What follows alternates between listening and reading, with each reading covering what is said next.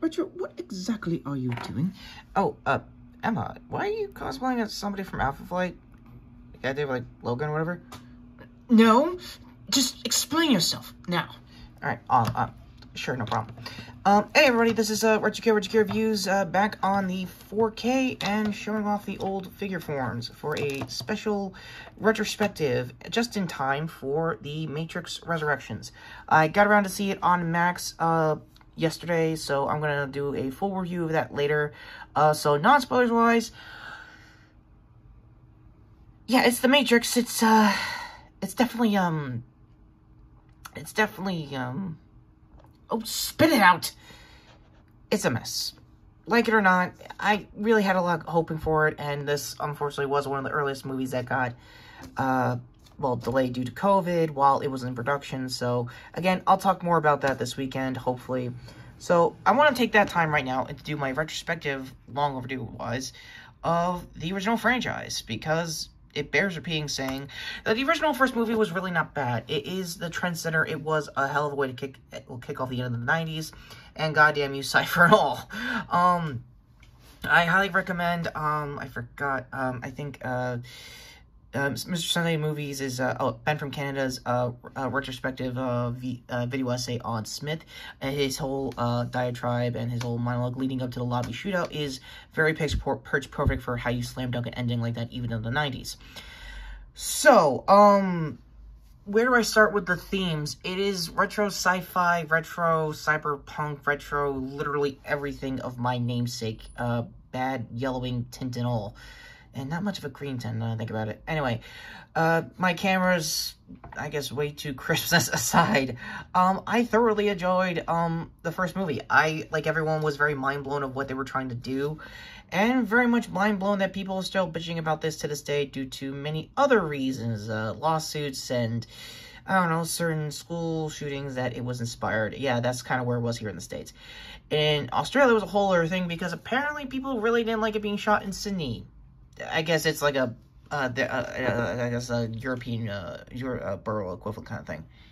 That's not how any of that works. Anyway, you gonna talk about the fight scenes in the first movie? Oh, hi, Sean. How the hell are you doing? Why is there a sorta Avenger in here? Okay, just calm down. He's straight level. He's not that. Wait, are you turning to an Avenger? Kinda, sorta. I don't know. Anyway, yeah, your thoughts on the fights? Because I could start all day about how Carrie-Anne Moss, Keanu, Lawrence Fishburne, down to even Hugo Weaving, kind of didn't sleep on the training for, like, I guess a good several to probably 6 to 10 months. Yeah, that, and Keanu was working on a neck injury, and it could definitely show at the final, on the final act. Yeah, totally, right, yeah.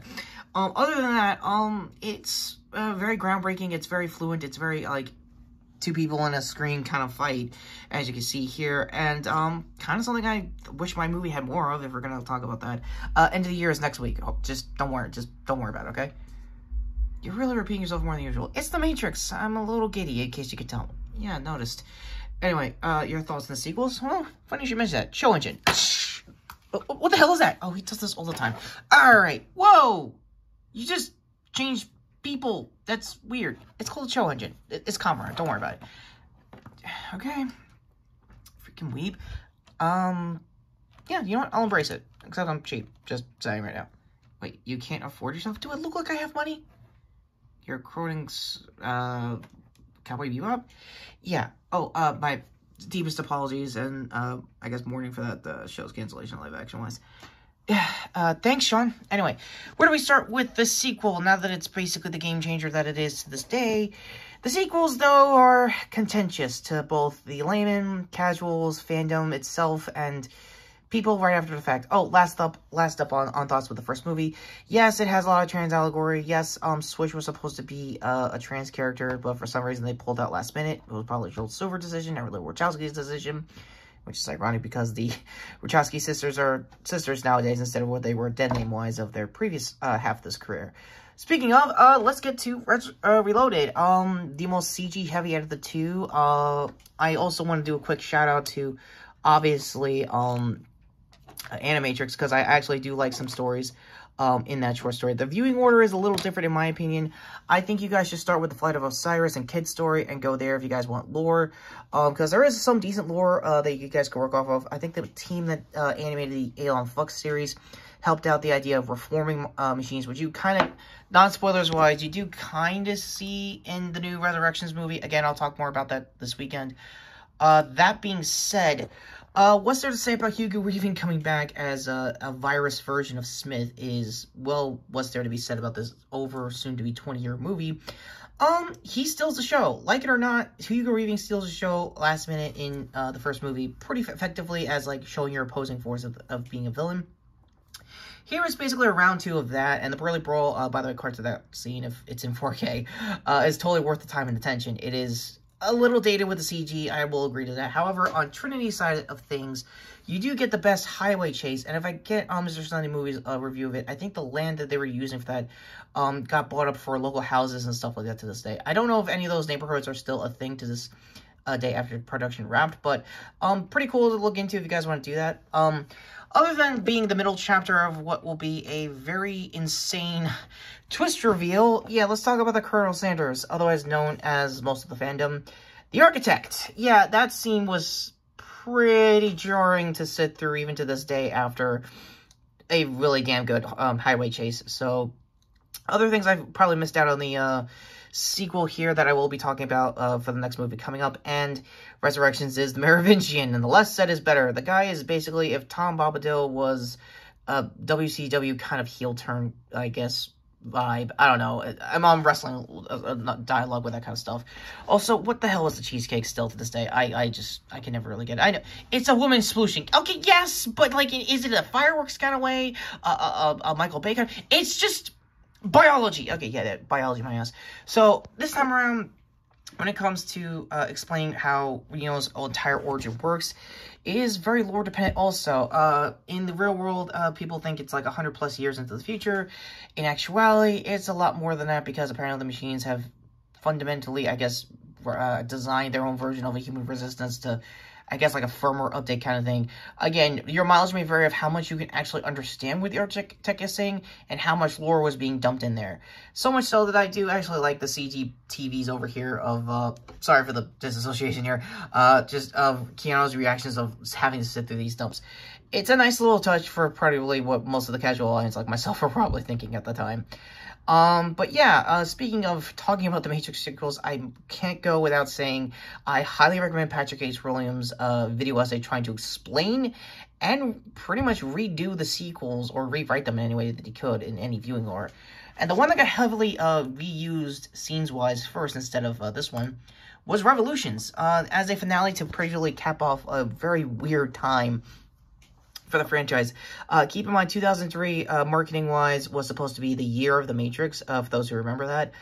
And it kind of showed because on top of this, on top of Animatrix coming out the same year, you also have the games, Path of Neo, I think the following year after this movie, and Enter the Matrix, that had like another 40 minutes of dialogue between Niobe, played by Jada Pinkett Smith, and Ghost, who you don't know who it is, right?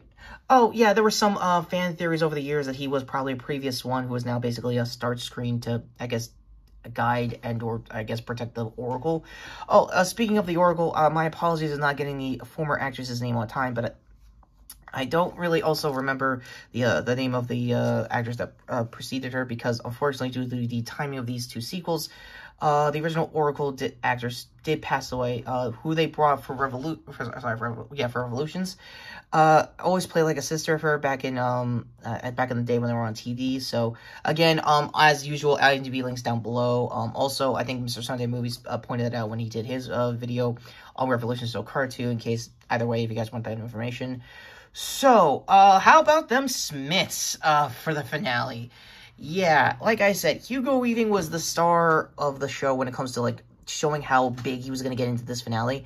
And more so here, to the point where it turned into, if you excuse me for a moment, and with apologies to Toei,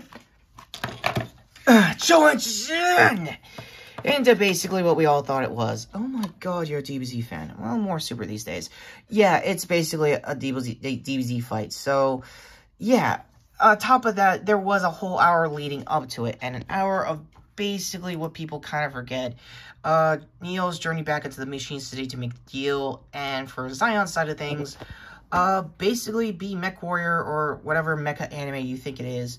And the reason why I like going on my viewing order with the Flight of Osiris and Kid stories, because the Kid has the most time to do here, and it is a subplot of its own, but that's kind of where I am.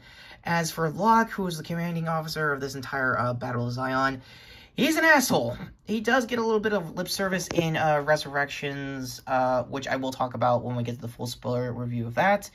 So with that all being said, what do I think of the series as a whole to this day? It's The Matrix.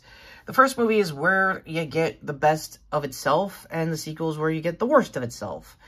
But I am very much open-minded, and I want to see people's opinions of how it changed over the last 20 years with the sequels, because I honestly think, weird as it sounds, there might be something in all of this. I really hope, if anything, when it comes to this review, and I guess retrospective for the franchise as a whole, you get where I'm coming from when I get into my review for Resurrections. I really don't think it's that good, but I really wished it had more coming to it.